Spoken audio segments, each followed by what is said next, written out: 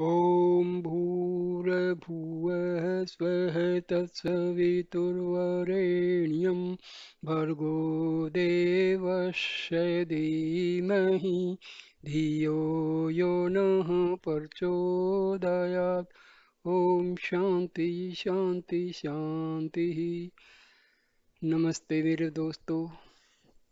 उपनिषदों की कहानी और कथाओं के श्रृंखला में मैं आज आपको एक कहानी सुना रहा हूँ। कहानी का शीर्षक है अश्वनी कुमार और उनके गुरु दध्यड़े।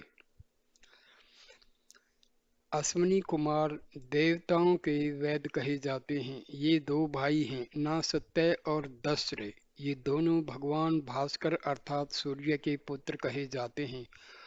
पुराणों में तो इनकी उत्पत्ति की कथा भी बड़ी विचित्र बतलाई गई है। कहा जाता है कि ये दोनों भाई अश्वनी अर्थात घोड़ी का रूप धारण करने वाली भास्कर सूर्य की पुतनी संज्ञा से उत्पन्न हुए हैं। एक तरह ये यमराज और यमुना भी इनके बड़े भाई और बड़ी बहन हैं। शायद यमराज अर्थात मृत्यु के भाई होने के कारण ही ये देवताओं के बहुत बड़े वैद्य कहे गए हैं। ये दोनों भाई देखने में सभी देवताओं से अधिक सुंदर और हष्ट-पुष्ट थे। सदा अपने बनाव श्रृंगार में लगे रहते थे और अपनी विद्या और योग्यता के अभिमान में दूसरे देवताओं का प्राय अपमान कर दिया करते थे।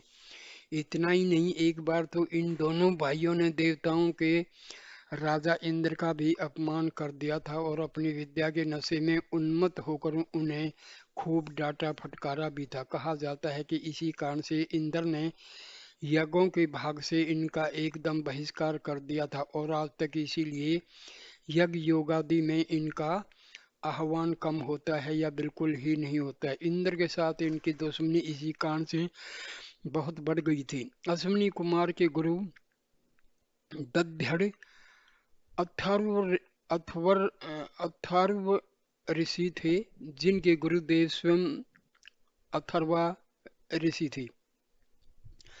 दद्धड़ ऋषि वेद मंत्रों के बनाने वाले ऋषियों में से थे। वह बहुत बड़े ब्रह्मज्ञानी तथा महात्मा थे। अपनी शिष्य मंडली में यद्यपि यह दोनों अश्विनी कुमारों की बुद्धि और प्रतिभा पर बहुत प्रसन्न रहते थे, मगर सारी विद्या पढ़ाने के बाद भी उन्होंने ब्रह्म विद्या का उपदेश उन्हें नहीं किया था, क्योंकि वह जानते थे कि ये दोनों अश्विनी कुमार सदा अपने लौकिक ऐश्वर्य और बनाव श्रृंगार में लगे रहने वाले विद्यार्थी हैं और ऐसे विद्यार्थियों को ब्रह्म विद्या का उपदेश करना कुत्ते को गंगा स्नान कराने के समान है। लौकिक विद्याओं में अर्थात वैज्ञानिक चीर-फाड़ और दवा दारू में दोनों अश्विनी कुमार इतने प्रवीण हो गए थे कि विद्यार्थी जीवन में ही उनका चारों तरफ नाम हो गया था। अपने इस अभिमान में डूबकर वह ब्रह्म विद्या सीखने की बहुत चेष्टा भी नहीं कर सके। इंद्र का अपमान कर देने के कारण सब देवता लोग जब इनके ऊपर जी जान से नाराज हो गए और एकमत होकर यज्ञ में इनको न सम्मिलित करने पर उतारू हो गए, तब अश्विनी कुमारों की आंखें खुली। इन्होंने इसके लिए बहुत दौड़ धूप और कोशिश पैरवी भी की, मगर सफलता नहीं मिल सकी। उसका एक कारण यह भी बतलाया जाता है कि ये ब्रह्म विद्या के जानकार नहीं है और भौतिक विद्या के अधिकारी को यज्ञ में सम्मिलित करना यज्ञ का अपमान करना है। इस तरह कोशिश पैरवी के बाद भी जब ये लोग एकदम निराश हो गए, तब अपनी भूल पर दुखी हुए और अपने परम पूज्य गुरु दद्धड़ ऋषि के पास पहुंचे। गुरु ने अपने प्रिय छात्रों का बड़ा सम्मान किया और कुशल प्रश्न के बाद उनके आने का कारण पूछा। दोनों भाई हृदय में इस अपमान से बहुत दुखी तो थे ही, गुरु से बातें करते समय उनकी आंखों से अमर्ष के आंसू निकलने लगे। गला रुद्र हो गया और मुखमंडल लाल वर्ण का हो गया।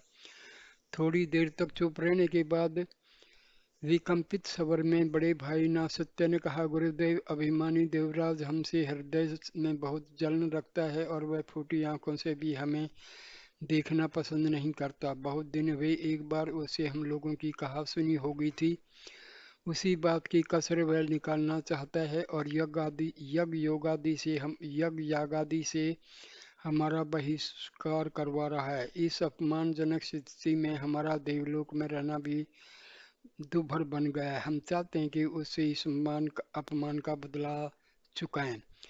दद्धड़ ऋषि लोक व्यापारों से विमुख रहने वाले जीव थे। शिष्यों की उत्तेजक बातें उनके कानों में पड़कर विलीन हो गई। न तो उनके चेहरे पर कुछ विकार हुआ, न वाणी में शिष्यों के प्रति कोई सहानुभूति। अपने स्वाभाविक गंभीर स्वर में वह बोले, वत्स, इंद्र देवलोक का राजा है, उसके प्रति दुर्भावना रखना ही तुम्हारा घोर अपराध है। किसी से भी ईर्ष्या द्वेष करना तुम्हें शोभा नहीं देता। यज्ञ में संसार से विरक्त रहने वाले देवताओं को भाग मिलता है। उन्हें ब्रह्म विद्या का पूर्ण जानकार भी होना चाहिए। तुम दोनों में यह विशेषताएं नहीं है। ऐसी दिशा में यदि तुम लोग यज्ञ में निमंत्रित नहीं किए जा रहे हो तो कोई कुपद नहीं हो रहा है। यज्ञ में भाग प्राप्त करने के लिए पहले तुम्हें काम, क्रोध, लोभ, ईर्ष्या, पाखंड और द्वेष आदि मानसिक बुराइयां से दूर होने का प्रयत्न करना चाहिए। तुम लोगों का हृदय साफ नहीं है। लोक व्यापारों में इतनी ममता और आसक्ति रखकर तुम लोग यज्ञ में भाग प्राप्त नहीं कर सकते। मैं इस कार्य में देवराज की शिकायत सुनना पसंद नहीं करता। दोनों भाइयों की आशा का पहाड़ ढह गया। गुरु के अलावा उनका सच्चा हितैषी कोई दूसरा नहीं था। एक दिन की शिक्षा और अभ्यास से जीवन भर की अपनाई गई बुराइयां तो दूर नहीं हो सकती थी। उनके हृदय में तूफान उठकर वाणी से बाहर निकलने को विवश करने लगा। छोटे भाई दशरथ ने हाथ जोड़कर कहा, पूज्य गुरुदेव, इंद्र से इस घोर अपमान का बदला चुकाए बिना हमारे हृदय की जलन शांत नहीं हो सकती। हमें यज्ञ में भाग मिले या नहीं मिले, मगर इंद्र से बदला चुकाना तो बहुत जरूरी काम है। आप ऐसी किसी औषधि या विद्या की जानकारी हमें करवाइए जिससे इंद्र का मान मर्दन हम कर सकें। उसके बाद ही हम अपनी बुराइयां छोड़ सकते हैं। दद्धड़ ने मुस्कुराते हुए दाहिना हाथ उठाकर कहा, आयुष्मान, जैसी विद्या या औषधि तुम्हारे गुरुदेव के पास नहीं है, ऐसी वैसी विद्या या औषधि तुम्हारे गुरुदेव के पास नहीं है जिसका उपयोग देवराज के मान मर्दन में या वैर निर्यातन में हो। बुराइयां संतोष, मनोनिग्रह, इच्छाओं के दमन से दूर हो सकते हैं। बदला चुका लेने के बाद भी तुम कभी शांत नहीं हो सकते। देवराज अमरों का स्वामी है, उसका शक्ति सामर्थ्य अजय और निस्सीम है। वह बदला चुकाने के बाद क्या चुप रहेगा? और उस हालत में तुम्हारी शांति सदा के लिए दूर हो जाएगी और नई नई बुराइयां उठने लगेंगी। जीवन नरक बन जाएगा। इसलिए मेरा सुझाव है कि तुम लोग जाकर मन और इंद्रियों को वश में करने का अभ्यास करो। दुनिया में किसी से भी ईर्ष्या द्वेष मत करो। संतोषी बनो और स्वभाव सदा के लिए, ये हिंसक जो स्वभाव है उसको हमेशा के लिए छोड़ दो। बड़े भाई ना सत्येंद्र से नहीं रहागा। हाथ मलते हुए हवा में बोला, पूज्य गुरुदेव, आपका शिक्षा तो हम सिर से धारण करते हैं, मगर इंद्र ने हमारा जो अपमान किया उसे भूल जाना हमारे लिए संभव नहीं है। जब हृदय में आग जलती रहती है तो मन या इंद्रियों में संतोष की वृत्ति कैसे आ सकती है? हम ये मानते हैं कि वैर शोधन के बाद हमें इंद्र से सदा के लिए झगड़ा मोल लेना पड़ेगा और हमारे जीवन की शांति विदा हो जाएगी। मगर कोई ऐसा उपाय तो आपको बताना ही पड़ेगा जिससे हमारा खोया हुआ अधिकार हमें फिर वापस मिले। हम देवराज से बैर चुकाना नहीं चाहते, पर अपना अधिकार छोड़कर जीवित रहना भी हमारे लिए कठिन है। गुरुदेव, जाति का अपमान सबसे कठिन होता है, उसको भूलना आप जैसे ब्रह्म ऋषियों से ही संभव है, हमसे नहीं। दशरथ बड़े भाई ना सत्य का मुंह ताकने लगे। उसे यह बात पसंद नहीं आई, पर करता क्या। दंधड़ का अपने प्रिय शिष्य की इस प्रार्थना से सत्य और स्वाभाविकता की कुछ गंध मिला। कुछ देर तक वह जाने क्या विचारते रहे, फिर बोले, आयुष्मान, तुम्हारी ये बात मुझे जच रही है। इसका उपाय तुम्हें बता रहा हूँ, पर याद रखोगे, उसे तुम्हें मानना पड़ेगा। ना सत्य ने हाथ जोड़कर विनीत स्वर में कहा, गुरुदेव, आपकी आज्ञा का उल्लंघन करना हमारे वश की बात नहीं है। दद्धड़ बोले, आयुष्मान, यज्ञ में तुम्हारे खोए गए अधिकारों की प्राप्ति तुम्हें दो उपायों से ही हो सकती है। पहला उपाय तो बहुत आसान है, पर मुझे विश्वास नहीं है कि तुम लोग हमारा कहना मानोगे। ना सत्य ने कहा, आचार्य, मैं प्राण देकर भी आपकी आज्ञा पूरी करूंगा। दद्धड़ ने कहा, वत्स, पहला उपाय यही है कि तुम लोग ब्रह्म विद्या प्राप्त करने के अधिकारी बनो और अपने सहज अधिकारों से यज्ञ भाग के उपभोक्ता बनो। पर जानते हो तुम्हारा जीवन सात्विक नहीं है और असात्विक जीवन वाले को ब्रह्म विद्या की कदापि प्राप्ति नहीं हो सकती। मैं तुम्हें ब्रह्म विद्या सिखाने की प्रतिज्ञा तो कर लेता हूँ, पर इस शर्त पर कि तुम काम, क्रोध, ईर्ष्या, मोह, द्वेष आदि को जीतकर स्वल्प संतोषी और लौकिक व्यापारों से अनासक्त बनकर मेरे पास आओ। इस साधना के लिए तुम्हें 12 वर्ष की अवधि दे रहा हूँ। धीरे धीरे इंद्रियों को वश में करते करते तुम तब तक उस स्थिति में पहुंच जाओगे जिसमें ब्रह्म विद्या की प्राप्ति संभव होती है। छोटे भाई दशरथ को गुरुदत्त धड़ की बातें नहीं भाई, वह बीच ही में बोल पड़ा, गुरुदेव हमें कृपा करके वह दूसरा उपाय बताइए। ना सत्य चुपचाप छोटे भाई की ओर ताकने लगा। दत्त ने कहा, वत्स दशरथ दूसरा उपाय कुछ कठिन है, पर तुम अध्यवसायी हो, उसे भी साध्य कर सकते हो। सुनो, महात्मा च्यवन नाम के एक ऋषि हैं, उनकी पत्नी सुकन्या एक बड़े राजा की पुत्री है। वे महात्मा च्यवन अपनी घोर तपस्या से त्रैलोकी को विचलित कर चुके हैं। सुरराज इंद्र तो उनका नाम सुनते ही कांपता है। च्यवन की आंखें फूट गई हैं, उनका ऐहिक जीवन दुखमय हो गया, इसी चिंता में उनका शरीर शिथिल हो गया है। यदि तुम लोग उनकी आंखें अच्छी कर सको और उन्हें शरीर से पूर्ण निरोग बना सको तो मुझे विश्वास है कि वे तुम्हें यज्ञ में भाग दिलाने की व्यवस्था बांध सकेंगे।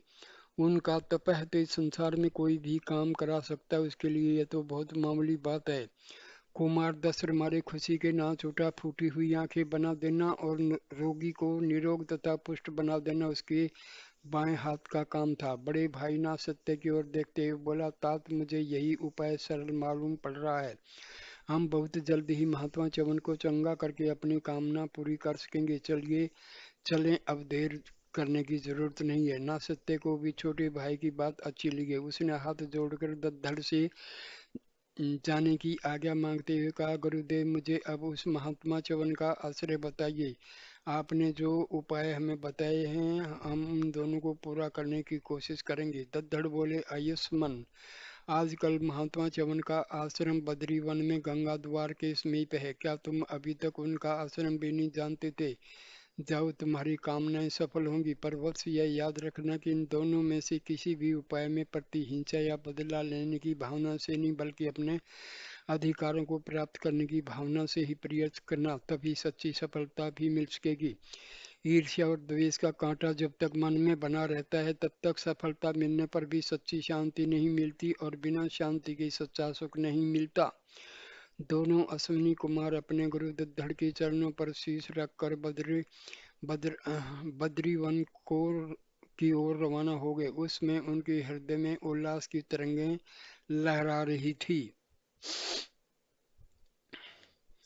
देवताओं के स्वामी इंद्र को 1000 आंखें कही जाती है। इसका मतलब यह है कि वह बड़े चतुर, नीतिमान और त्रैलोक्य भर में होने वाली बातों की सदा खबर रखते थे। दोनों अश्विनी कुमारों के मन में जो मैल भरी थी उसका उन्हें पहले से ही पूरा पता था।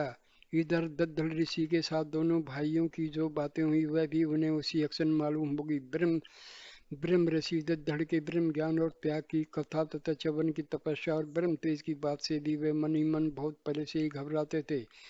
दोनों अश्विनी कुमारों के अशिष्ट स्वभाव का हाल उन्हें मालूम ही था, इसलिए जो ही सब बातें मालूम पड़ी तुरंत ही उन्हें विफल बनाने में वह तत्पर हो गए। रात में अपने पुरोहित के साथ दद्दड़ के पास चलने की बात पक्की करके प्रातःकाल होते होते अपने पुष्पक विमान पर चढ़कर वह उनके आश्रम में पहुंच गई। महर्षि दद्दड़ उसमें अपने शिष्यों को पढ़ा रहे थे। आश्रम में देवराज के समागम को सुनकर चारों ओर खलबली मच गई। जो जहाँ थे वहीं से दौड़कर चारों ओर घेर कर खड़े हो गए। महर्षि दद्दड़ को जब देवराज इंद्र के अपने आश्रम में आने का समाचार मालूम पड़ा तो वह भी महान अतिथि के सत्कारार्थ शिष्यों के साथ अगवानी के लिए आगे बढ़े। देवराज ने ब्रह्म ऋषि को अपनी ओर आते देखकर स्वयं आगे बढ़कर दंडवत प्रणाम किया। विरागी दद्दड़ के मन में इंद्र की इस विनीतता का बड़ा अच्छा प्रभाव पड़ा। उन्होंने उसे अपने दोनों हाथों से उठाकर छाती से लगाया और कुशल प्रश्न किए, नीतिमान सुरराज सबके सामने मन की बात क्यों कहता? वह मुस्कुराते हुए बोला, ब्रह्म ऋषि, यूं ही आपके दर्शनों की बहुत दिनों से इच्छा थी, आज मौका निकाल कर चल पड़ा। आप जानते ही हैं हमारे सिर पर इतने झंझट हैं कि कभी सिर उठाने की भी फुर्सत नहीं मिलती। बहुत इच्छा करके भी कहीं आ जा नहीं सकता। दद्दड़ मुस्कुराते हुए अपने कुटीर की ओर चलने का संकेत करते हुए बोले, देवराज, इस अधिकार की रक्षा करना मामूली काम नहीं है। इतने बड़े साम्राज्य का भार ढोने वाला कभी संतोष और सुख कैसे भोग सकता है? आपने बड़ी कृपा की जो हमारे आश्रम को स्नात किया। इतने बड़े अतिथि के समागमन से हम वनवासी आज कृतार्थ हुए। बात करते करते ब्रह्म ऋषि अपने कुटीर के द्वार पर पहुंच गए। शिष्यों ने सूर्यराज के बैठने के लिए आसन बिछा दिया और समयोचित उपचारों से उनका अतिथि सत्कार संपन्न किया। थोड़ी देर बाद दद्दड़ की आज्ञा से पूरे गुरुकुल से ऐसे महान अतिथि के शुभ आगमन से बदले में छुट्टी कर दी। अध्ययन बंद करके सारी शिष्य मंडली खेल कूद और सैर सपाटे में लग गई।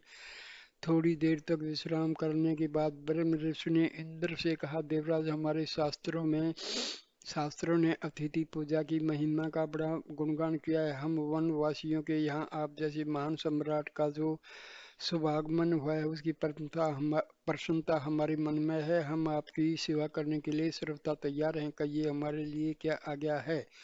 सूर्यराज उत्तर में पहले तो चुप बने रहे, फिर ब्रह्म ऋषि की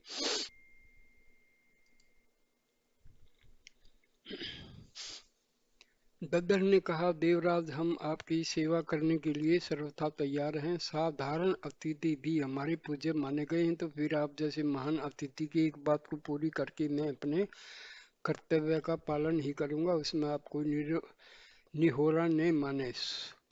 सुर राजेंद्र की मनचाही बात हो गई। अपने माया जाल में वह पूरी तरह दद्दड़ को फंसा लेने के बाद हाथ जोड़कर विनीत स्वर में बोले, मैं आपसे ब्रह्म ज्ञान की दीक्षा लेना चाहता हूँ।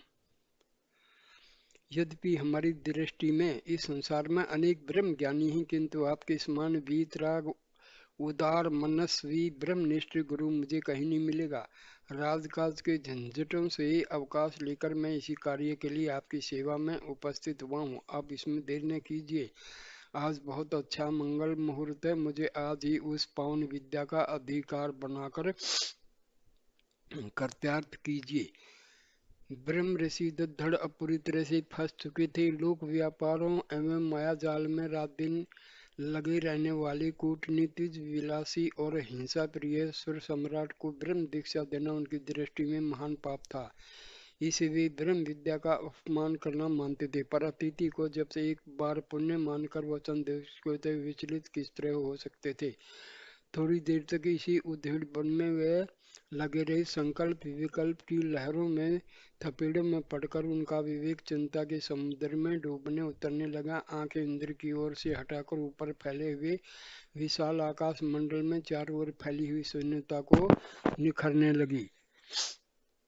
देवराज से देर तक चुप नहीं रहा। बहुत देर तक दद्दड़ को चुप्पी साधे देखकर बोले, ब्रह्म ऋषि, अब वचन देकर आप अन्यथा नहीं कर सकते। आप जैसे सर्वदर्शी महात्मा यदि अपने वचन की रक्षा में टाल मटोल करेंगे तो मैं समझता हूँ लोक से सत्य और वचन मर्यादा की लीक चली जाएगी।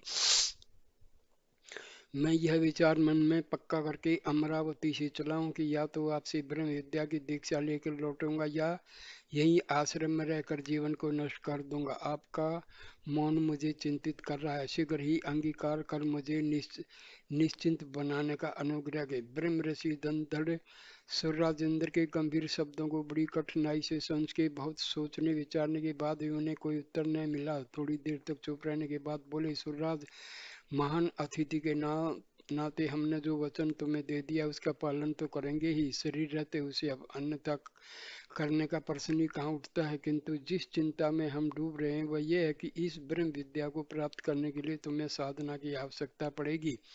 अभिमानी और चंचल इंद्रियों को लेकर तुम उस परम गोपनीय ब्रह्म विद्या की मर्यादा कैसे सुरक्षित रख सकोगे? कहाँ तुम्हारा त्रिलोक व्यापी साम्राज्य और कहाँ वह लोक से विराग पैदा करने वाली ब्रह्म विद्या? दोनों का सामंजस्य तुम कैसे स्थिर रखोगे? हम चाहते हैं कि इसके लिए तुम फिर अच्छी तरह सोच समझ लो जब तक हम आपसे दीक्षित करें। स्वराज में इतनी अक्षमता कहाँ थी, बीच ही में बोल पड़े ब्रह्म ऋषि, मुझे इतना अवकाश नहीं है कि इसे सोचने के लिए फिर प्रतीक्षा करूं। मैं एक बार जिस चीज के लिए पक्का कर लेता हूँ उसमें बार बार बुद्धि लगाने की आवश्यकता नहीं समझता। आपको इसी बार ब्रह्म दीक्षा विद्या की दीक्षा करनी पड़ेगी। मैं यहाँ से उसे बिना प्राप्त किए वापस नहीं लौटूंगा। दत्तधड़ ने जब देखा कि अब छुटकारा पाने के लिए कोई उक्ति या युक्ति बाकी नहीं है तो बोले, ईश्वरराज अच्छी बात है, आज आश्रम में निवास करें, कल प्रातःकाल आपको उस ब्रह्म विद्या की दीक्षा देंगे, पर उसके लिए आवश्यक है कि आप इन व्रत के वस्त्रों और अलंकारों को उतार कर रख दें और रथ समेत सारथी आदि अनुचरों को लौटाकर छात्रों की भांति कौपीन और मेखला धारण करें। हाथ में संविदा लेकर पवित्र तन मन और वचन से हमारे पास दीक्षा के लिए आए। कोई दूसरा चारा न देखकर दूसरे प्रातः काल इंद्र बहुत विवश होकर अपने परम प्रिय वस्त्र अलंकारों को दूर करके वटु वेश में जब दत्तदड़ के पास ब्रह्म विद्या की दीक्षा लेने के लिए पहुंचे तो आश्रम वासियों को इस पर बड़ा कुतूहल हुआ, पर स्वयं दत्तदड़ के मन में इंद्र की इस विनीतता से कोई हर्ष नहीं हुआ और न इंद्र ही को उनकी इस महान कृपा पर कोई प्रसन्नता हुई, क्योंकि एक जबरदस्ती निश्चिंत किए गए पथ पर दोनों ही अनमने से चल रहे थे। एक को अपना वचन पूरा करना था और दूसरे को अपना घोर स्वार्थ साधना था। आखिरकार दत्तदड़ को अपना वचन पूरा करना पड़ा। इंद्र ने कपटी मन से ब्रह्म विद्या की दीक्षा तो ग्रहण की, पर उसे कोई मानसिक संतोष या शांति अंत तक नहीं मिली। एक दिन उपदेश करते समय दत्तदड़ ने भोग विलास की निंदा करते हुए इंद्र की बराबरी एक कामी कुत्ते से की और बताया कि जो मनुष्य इस संसार में जन्म लेकर अपना स्वार्थ साधने में लगे रहते हैं और भोग विलास को छोड़कर जिनके जीवन का कोई दूसरा उद्देश्य ही नहीं होता, तो उनका जीवन सिवाय दुख शांति और असंतोष की और कुछ नहीं है। इंद्र ऐसी ब्रह्म विद्या को जानकर क्या करते जिसमें उनके ऐश्वर्य एवं भोग विलास को कुत्ते का जीवन बताया जाए। जिस ऐश्वर्य सुख और भोग विलास आदि की प्राप्ति के लिए बड़े बड़े ऋषि तपस्या करते करते जिंदगी बिता देते हैं और तिस पर भी उसे नहीं पाते, वह कुत्ते का जीवन किस प्रकार हो सकता है। उन्होंने मन में संदेह किया कि ब्रह्म ऋषि अपने प्रिय शिष्य अश्विनी कुमारों की प्रेरणा से मेरा अपमान कर रहे हैं। इनका हृदय पक्षपात के कारण कलुषित हो गया है। मेरा इतना घोर अपमान त्रिलोक में कहीं नहीं हुआ। मन में इस संदेह के अंकुर ने थोड़ी देर में वैर वरस का रूप धारण कर लिया। उनकी आंखें लाल होगी, नाक से गर्म उच्छ्वास निकलने लगे और मुखमंडल पर लालिमा छा गई। बड़ी कठिनाई से भी वह अपने को रोक नहीं सके। जमीन पर से उठकर खड़े हो गए और बोले, महर्षि बस कीजिए, मुझे इससे अधिक अपमानित मत कीजिए, अन्यथा आपकी खैर नहीं है। त्रिलोक में रहने वाले किसी भी प्राणी में इतनी शक्ति या हिम्मत नहीं कि मेरे सामने इस तरह की बात करे। गुरु होने के कारण मैंने आपकी सारी आज्ञाओं का आंख मूंद कर पालन किया, पर उसका यह तात्पर्य नहीं है कि मेरा अपमान मर गया है, स्वाभिमान मर गया है। मैं इतना हीन हो गया हूँ कि आप जो कुछ कहें मैं चुपचाप सुनता चला जाऊं। दत्तधड़ का संसार में किसी से भय तो था ही नहीं। अपने स्वाभाविक स्वर से बोले, देवराज हमें संसार में आप ही पहले व्यक्ति मिले हैं जो ब्रह्म ज्ञान की प्राप्ति के बाद भी इतने असंतुष्ट और अशांत हैं। हमने किसी राग द्वेष वश लोगों की निंदा नहीं की है। आप जो चाहें कर सकते हैं, हमें किसी से भय नहीं है। इंद्र को महर्षि दत्तदड़ के इस अभिनय से और भी क्रोध आ गया। सबर को रूक्ष और कठोर बनाते हुए बोले, महर्षि आज अनेक कारणों से मैं आपको छोड़ दे रहा हूँ, मगर यदि फिर कभी किसी को इस ब्रह्म विद्या का उपदेश आप करेंगे तो उसी क्षण में अपने वज्र से आपका सिर तोड़ दूंगा। दत्तधड़ के मन पर इंद्र के इस दुर्व्यवहार का कोई प्रभाव नहीं पड़ा। वह पूर्ववत शांत बने रहे। क्रोध या अक्षोभ की अक्षीण रेखा भी नहीं उठी। मुस्कुराते हुए बोले, सूर्यराज बहुत अच्छी बात है, जब हम किसी को इस ब्रह्म विद्या का उपदेश करें तो हमारा सिर तोड़ दीजिए। क्रोध से पागल इंद्र के मन पर ब्रह्म ऋषि महर्षि दत्तधड़ की इस अक्षमा और शांति का प्रभाव पड़े बिना नहीं रह सका, पर एक बार उत्तेजित होने के बाद तुरंत अक्षमा मांगना उनकी प्रकृति के अनुकूल नहीं था। वह तुरंत ही वहां से उठे और बिना ही प्रणाम आदि किए अपनी राजधानी की ओर रवाना हो गए। उधर ब्रह्म ऋषि च्यवन के आश्रम में पहुंचकर अश्विनी कुमारों ने अपने कौशल और बुद्धि बल से उनकी आंखें ठीक कर दी और उन्हें जवान के समान सुंदर, स्वस्थ और शक्ति संपन्न बना दिया। सुकन्या और उसके पिता को इससे अपार खुशी हुई। च्यवन के आनंद का कोई वारा पार न रहा। मारी खुशी के वे न छूटे। अश्विनी कुमारों से प्रसन्न होकर वे बोले, तब आप लोगों की इस महान कृपा को हम जीवन भर भूल नहीं सकते।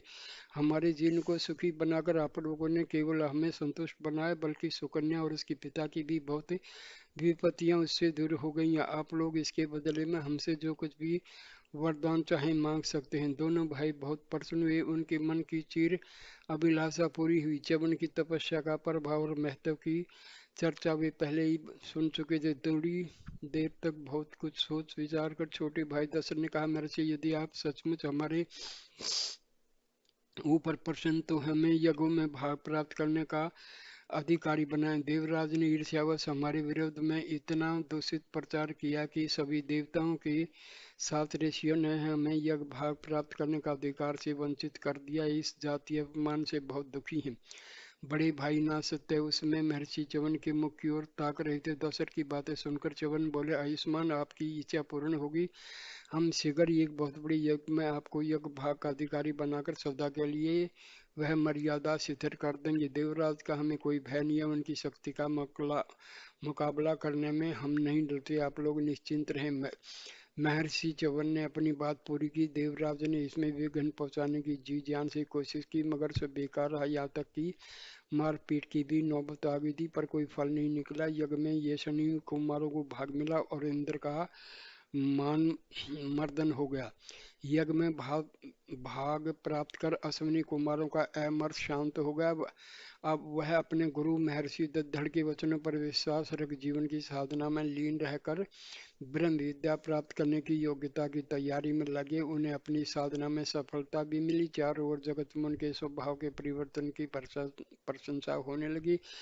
देवताओं में भी उनकी प्रतिष्ठा बहुत बढ़ गई। जहाँ जाने पर पहले कोई सीधी बात नहीं पूछता था, वहाँ उनका स्वागत समादर होने लगा।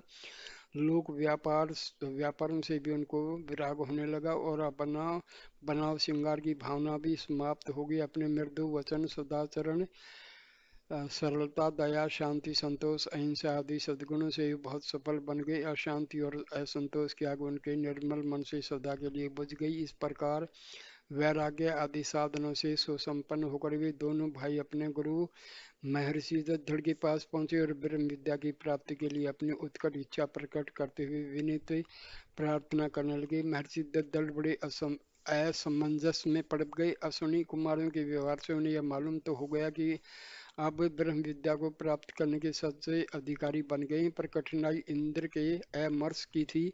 एक और वचन देकर भी योग्य शिष्यों को ब्रह्म विद्या ने सिखाने का पाप लगता था, तो दूसरी ओर इंद्र के वचन का उल्लंघन करने के कारण को एक ब्रह्म हत्या के लिए विवश करने का दोष लगता था। इस दुविधा पर को बहुत बड़ी देर तक उलझे रहे और शिष्यों से इंद्र के साथ वे अपने विवाद की कथा बतलाते हुए बोले, वत्स, हमें प्राणों का मोह नहीं है।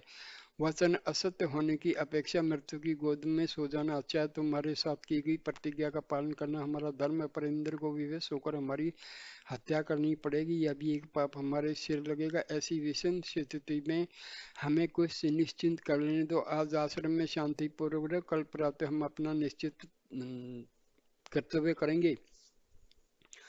अश्विनी कुमारों को गुरु की व्यवस्था का जब पता लगा तब वह बहुत दुखी हुए, पर विवेक और बुद्धि ने उनका साथ नहीं छोड़ा। थोड़ी देर बाद छोटे भाई दशरथ ने कहा, गुरुदेव, यदि ऐसी व्यवस्था है तो मुझे उस ब्रह्म विद्या की कोई आवश्यकता नहीं है जिसके लिए आपको शरीर छोड़ना पड़े। दद्धड़ ने दशरथ की ओर देख मुस्कुराते हुए कहा, वत्स, इस नासवान संसार में जिसने भी जन्म लिया वह एक न एक दिन मृत्यु की शरण में तो जाएगा ही। अपने किए गए कर्मों का फल तो उसे भोगना ही पड़ेगा, क्योंकि यह कर्म भूमि है। अच्छे या बुरे कर्मों का फल भोगने के लिए ही जीव को यहाँ आना पड़ता है। मृत्यु एक निश्चित चीज है, उससे डरकर कोई बच नहीं सकता। आज या आज के 100 वर्षों में भीतर किसी न किसी दिन उसका सामना करना पड़ेगा। उससे जो डरता है वह कायर और पापात्मा है। मनुष्य को अपने कर्तव्यों पर दृढ़ रहते हुए यदि मृत्यु प्राप्त हो जाए तो उससे अच्छी मृत्यु मिल ही नहीं सकती। वत्स ये मृत्यु है क्या, इसे जान लेने के बाद उससे कोई नहीं डरता। दशरथ को गुरु के इस वचन पर कुछ बीच में सा हुआ, वह बीच में ही बोल पड़ा, गुरुदेव मैं मृत्यु के उस स्वरूप को जाना जानना चाहता हूँ जिसे जान लेने के बाद उससे कोई डरता नहीं। दद्दड़ बोले, वत्स मृत्यु से केवल शरीर भर बदलता है, आत्मा तो अजर अमर और अविनाशी है, उसमें कोई मार नहीं सकता। जिस तरह पुराने वस्त्र को छोड़कर मनुष्य नए वस्त्र धारण करता, उसी तरह पुराने शरीर को छोड़कर आत्मा भी नया शरीर धारण करता है। जिस तरह अच्छा दाम या शर्म लगाने पर अच्छा वस्त्र और काम दाम या शर्म लगाने पर मामूली वस्त्र मिलता है, उसी तरह अच्छे और बुरे कर्मों के अनुसार आत्मा को भी अच्छे और बुरे शरीर मिलते हैं। बड़े भाई नासत्य ने हाथ जोड़कर कहा, गुरुदेव कुछ भी हो, पर आपके इस शरीर से संसार का जितना कल्याण हो रहा है उससे देखते हुए उसकी सब प्रकार से रक्षा करना ही हमारा परम धर्म है। दशरथ बोले, गुरुदेव मुझे इंद्र का बिल्कुल भय नहीं है, मैं उन्हें असफल कर दूंगा, आप निश्चिंत रहें। ना सत्य उत्सुकता से दशरथ की ओर ताकने लगे। दशरथ ने कहा, गुरुदेव हम अलग किए गए अंगों को जोड़कर जीवित करने देने की विद्या जानते हैं। अलग किए गए अंगों को जोड़कर जीवित कर देने की विद्या जानते हैं, इसलिए एक कौशल करते हैं जिससे न आपकी मृत्यु होगी और न ही ब्रह्म विद्या को वंचित रहना पड़ेगा। दद्दर ने कहा, यह भला किस प्रकार संभव होगा। दशरथ बोले, गुरुदम एक घोड़ा लाते हैं, पहले उसका सिर धड़ से उतार लेते हैं, फिर आपका सिर उतार कर उस पर रख देते हैं, उसका सिर आपके धड़ पर रख देते हैं। आप उसी घोड़े वाले सिर द्वारा हमें ब्रह्म विद्या का उपदेश करें। इस पर यदि इंद्र आकर आपके घोड़े वाले शरीर को काट देगा तो हम आपका सिर घोड़े पर से उतार कर आपको फिर जीवित कर देंगे और घोड़े के सिर से घोड़े को भी जीवित कर देंगे। न आप मरेंगे न घोड़ा मरेगा और न इंद्र को ही ब्रह्म हत्या का पाप लगेगा। ना सत्य चुपचाप अपने छोटे भाई की बातों को सुनकर मन ही मन प्रसन्न हो रहा था। दद्दड़ को यह प्रस्ताव स्वीकार करने में कोई आपत्ति नहीं। इस प्रकार दद्दड़ ने घोड़े के सिर से ब्रह्म विद्या का संपूर्ण उपदेश संपन्न कर अश्विनी कुमारों को पूर्ण ब्रह्म ज्ञानी बना दिया। अब उन्हें यज्ञ से बहिष्कृत करने की बात कोई नहीं उठा सकता था। इधर इंद्र को अश्विनी कुमारों को दद्दड़ द्वारा ब्रह्म विद्या प्राप्त करने का जब समाचार मिला तो वह क्रुद्ध होकर अपनी राजधानी से दौड़ पड़े और पहुंचते ही बिना कुछ पूछे क्रूर वज्र से उनके घोड़े वाले सिर को धड़ से काटकर अलग कर दिया। पर अश्विनी कुमारों ने अपनी संजीवनी विद्या द्वारा घोड़े के धड़ पर लगे हुए अपने गुरु के सिर को उतार कर उन्हें इंद्र के सामने पुनः जीवित कर दिया और जमीन पर छटपटाते हुए घोड़े के सिर को उसके धड़ पर रखकर उसे भी जीवित कर दिया। देवराज इंद्र ने चकित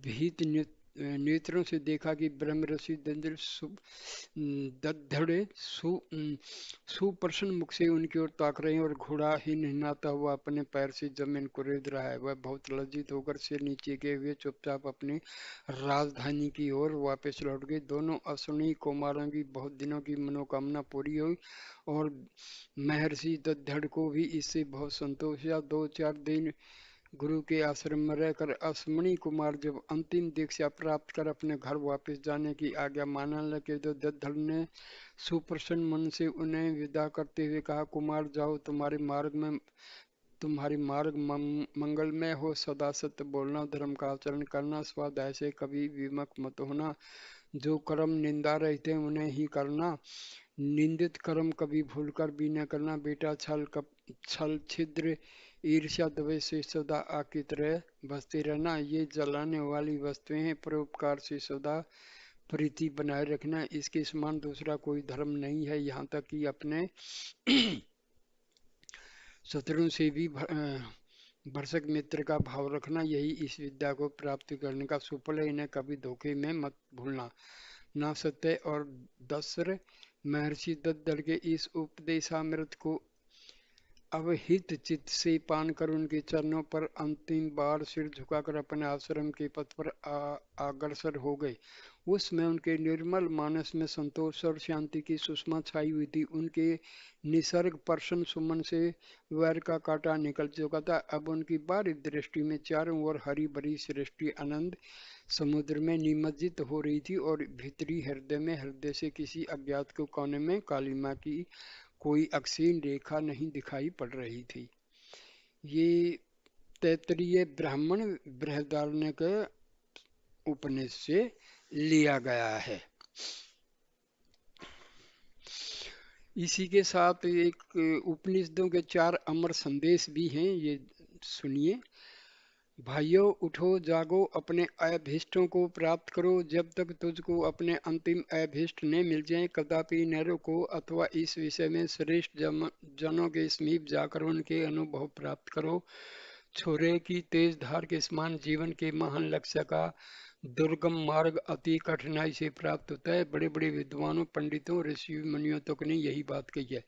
जब मनुष्य के हृदय में चिरकाल से बसी हुई कामनाएं छूट जाती हैं, तब वह अमरता को प्राप्त करता है, अर्थात तब उसे मृत्यु का भय नहीं रह जाता। इसी मृत्यु लोक में अथवा इसी मनुष्य योनि में वह शाश्वत ब्रह्म की प्राप्ति करता है। इस प्रकार जो हृदय से सारी संदेह, छल, छिद्र आदि की गांठें टूट जाती तो वह अमर हो जाता है।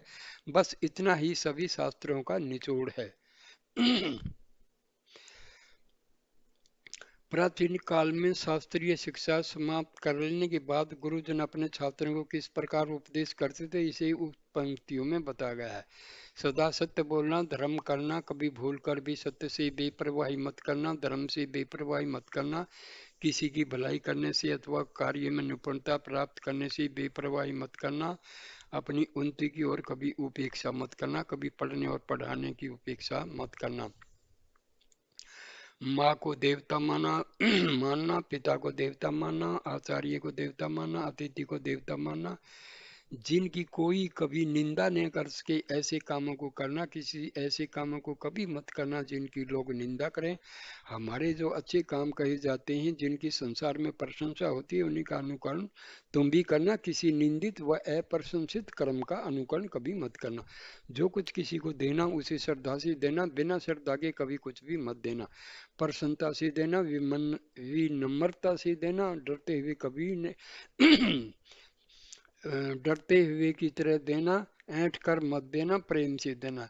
यदि जीवन में कभी किसी कार्य के बारे में तुम्हें संदेह हो अथवा अपनी जीविका या व्यवहार में कभी कुछ संदेह उठे, तो ऐसी स्थिति में तुम्हारे समीप जो श्रेष्ठ ब्रह्मज्ञानी, सबको समान रूप से प्रेम करने वाला, अपने का कर्मों में निरत रहने वाला, सदा सावधान एवं धर्म में मति रखने वाला हो, उसकी शरण गहना। जिस प्रकार का कार्य वह करता हो या जिस तरह की जीविका का व्यवहार उसका हो, उसी तरह तुम भी करना चाहिए। विमुग्ध नहीं होना चाहिए, यही मेरा अंतिम उपदेश है। यहाँ पर ये कथा समाप्त होती है। नमस्कार मेरे दोस्तों, प्लीज इस वीडियो को लाइक करना, कमेंट करना और शेयर करना, और मेरी ये चैनल है इसको कृपा करके